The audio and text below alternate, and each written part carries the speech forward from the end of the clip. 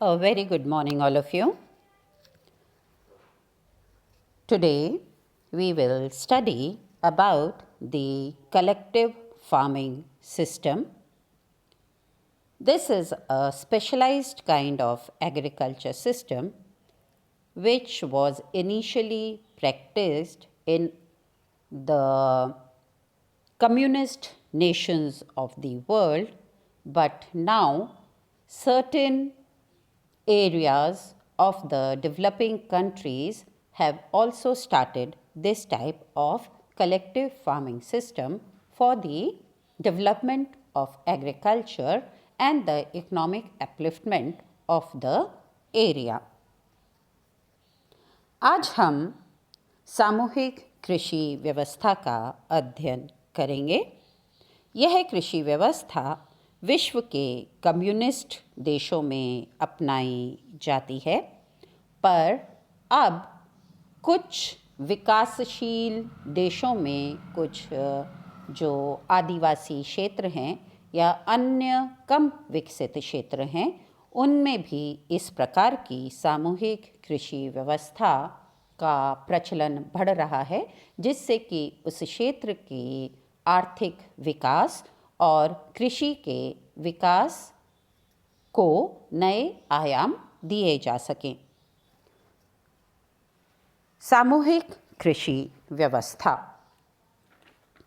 A voluntary productive cooperative union based on social ownership of the means of production and on collective labor which excludes exploitation of man by man.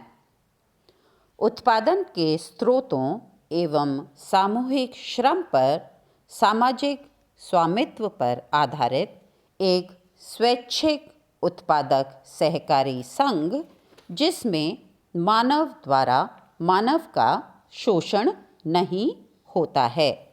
ये एक सामूहिक कृषि व्यवस्था का basic definition या explanation है।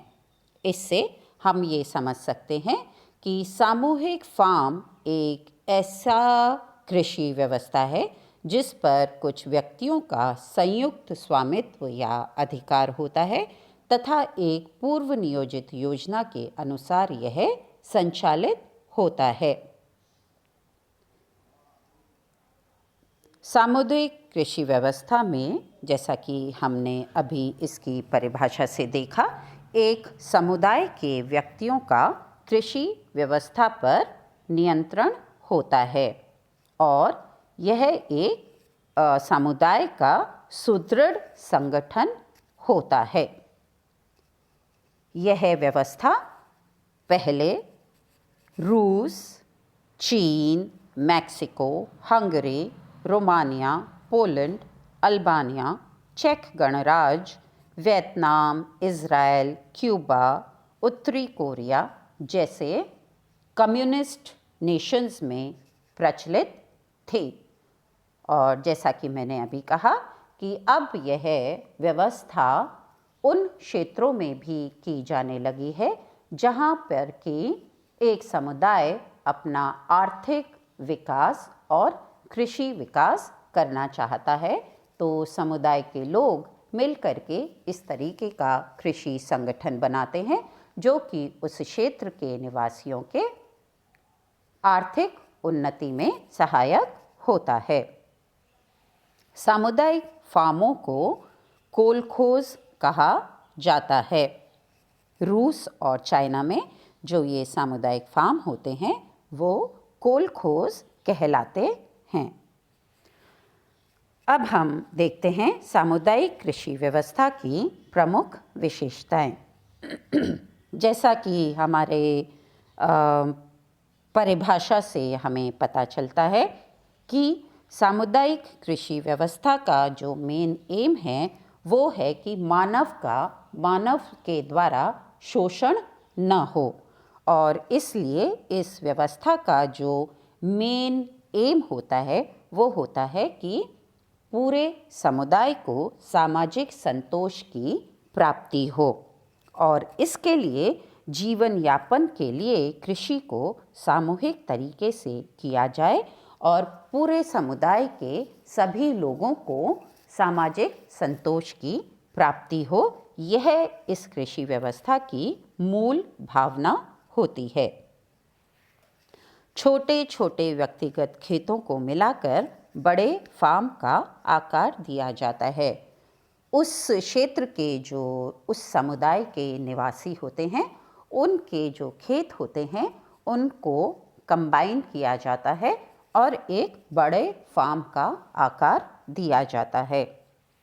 यह जो खेतों का संगठन बनाया जाता है, यह भूमि स्वामी के द्वारा स्वेच्छा से किया जाता है। मतलब जिनके भी जो छोटे छोटे खेत होते हैं वो अपनी स्वेच्छा से उन खेतों को कंबाइन करके और सामुदायिक फार्म का रूप देते हैं। संपूर्ण संपत्ति पर सभी कार्यकर्ताओं का समान अधिकार होता है।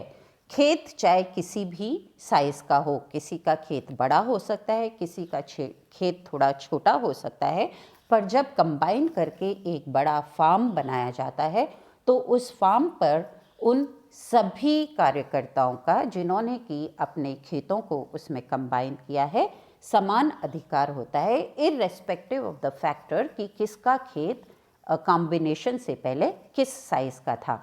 तो वंस द खेत have been combined to form a big collective farm, then all the members of that cooperative have equal rights into that farm. कृषक संगठन फॉर्म की भूमि के उपयोग का निर्धारण करते हैं। ये जो अलग अलग लोग होते हैं समुदाय के, जिन्होंने कि अपनी भूमि को कंबाइन करके एक फार्म, कलेक्टिव फार्म बनाया होता है, वो लोग अपना एक कोऑपरेटिव संगठन बना लेते हैं और उस कोऑपरेटिव संगठन के कुछ स्पेसिफिक कार्यकर्ता होते हैं। ये संगठन मिलकर के निर्धारित करता है कि ये जो एस्टेट या फार्म बनाया गया है, इस फार्म का किस तरीके से उपयोग किया जाएगा, इसमें कौन सी फसल लगाई जाएगी, किस तरीके का कृषि की पद्धति उपयोग में ली जाएगी, कौन से यंत्रों का उपयोग लिया जाएगा, क्या बीज यूज़ किए जाएंगे, किस बाज़ार में ये फसल बेची जाएगी। ये सब जो डिसीजंस होते हैं वो वह जो कृषक कोऑपरेटिव होती है या जो कृषक संगठन होता है, ये सब डिसीजंस उस कृषक संगठन द्वारा लिए जाते हैं। प्रत्येक कार्यकर्ता कृषक संगठन की योजना के अनुसार अपना श्रम प्रदान करता है। जब वो जो फार्म की कोऑपरेटिव सोसाइटी होती है वो डिसाइड करती है कि फार्म पे क्या उगाया जाएगा, कैसे उगाया जाएगा, फिर उसके बाद वो सोसाइटी डिसाइड करती है कि जो कोऑपरेटिव के मेंबर्स होते हैं वो क्या काम करेंगे, कैसे काम करेंगे और कितना काम करेंगे। तो ये जो श्रम का डिवीज़न होता है, जो वेरियस काइंड ऑफ एक्टिविटीज़ में कौन क्या क्या काम करेगा और कितना काम करेगा, यह भी कृषक संगठन के द्वारा या कोऑपरेटिव के द्वारा डिसाइड किया जाता है। बीज, खाद, सिंचाई, कृषि यंत्रों के लिए जो पूंजी रिक्वायर्ड होती है, उस पूंजी की व्यवस्था भी कृषक सहकारी संगठन द्वारा की जाती है। तो the capital is also provided by the cooperative society. वो कोऑपरेटिव सोसाइटी डिसाइड करती है कि उन्हें किसी बैंक से कर्ज लेना है, किसी साहूकार से कर्ज लेना है, या कि वो जो कृषक संगठन के लोग हैं वो ही अपने आप थोड़े थोड़े पैसे लगा करके और वहाँ पे जो फार्मिंग के लिए पूंजी रिक्वायर्ड होती है वो पूंजी का वो किस तरीके से व्यवस्था करेंगे, ये सब वो कृषक संगठन मिलकर के डिसाइड करता है। उत्पादन को खुले बाज़ार में बेचा जाता है, मतलब मंडियों के द्वारा या किसी तरीके से पहले से कॉन्ट्रैक्ट्स के द्वारा नहीं अपनी प्रोड्यूस को बेचते, ये लोग ओपन मार्केट में अपनी प्रोड्यूस को बेचते हैं। और चाहे वो कोई मंडी का कार्य करता हो या वो कॉन्ट्रैक्टर हो या फिर कोई इंडस्ट्रियलिस्ट हो जिसे कि वो प्रोड्यूस चाहिए, ये सब बोली लगाते हैं और जिससे भी उनको मैक्सिमम प्राइस मिलती है उसी को वो अपनी प्रोड्यूस बेचते हैं।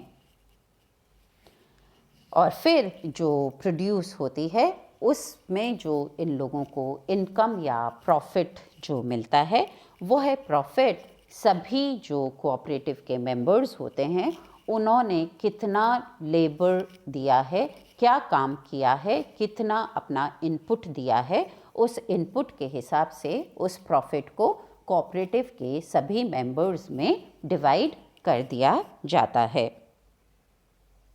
उत्पादन एवं आय पर सरकार को कर देना होता है। दो ये एक कलेक्टिव फार्मिंग सिस्टम है जिसमें एक समुदाय के लोग एक कोऑपरेटिव फॉर्म करते हैं, पर क्योंकि एक समुदाय का कार्य है तो इसमें उस क्षेत्र की, उस प्रदेश की या उस राज्य की या उस कंट्री के जो भी टैक्स की लायबिलिटीज़ होती हैं, जो वहाँ की टैक्स पॉलिसीज़ और टैक्स स्कीम्स होती हैं, उसी हिसाब से इस कलेक्टिव फार्मिंग में जो कोऑपरेटिव है उसको अपने देश के टैक्स पॉलिसीज़ के अकॉर्डिंग गवर्नमेंट को टैक्स पे करना होता है।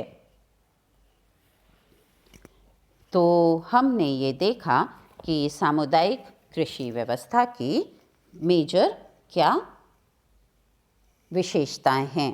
In today's e-video, we studied about the collective farming method which is generally practiced in the communist nations of the world and now also in the developing areas where a particular society, for the upliftment of its people and its area, tries to do collective farming. In this collective farming, the farmers combine their land and form a big farm, and then these farmers, they form a farmers cooperative or the society's cooperative.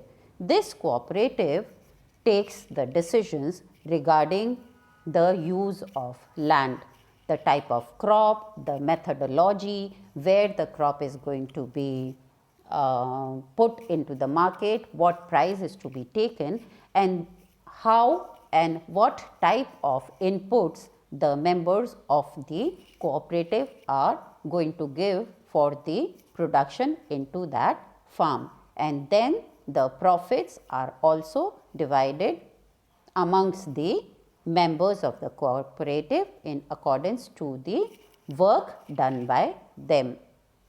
And at the same time, these collective farms come under the tax policies of the government of that area and have to pay their taxes in according to the tax policies of the government. So, these were the major characteristics of the collective farming system. Thank you.